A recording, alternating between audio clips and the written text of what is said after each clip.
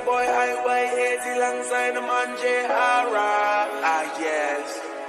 Now I wanna do it up.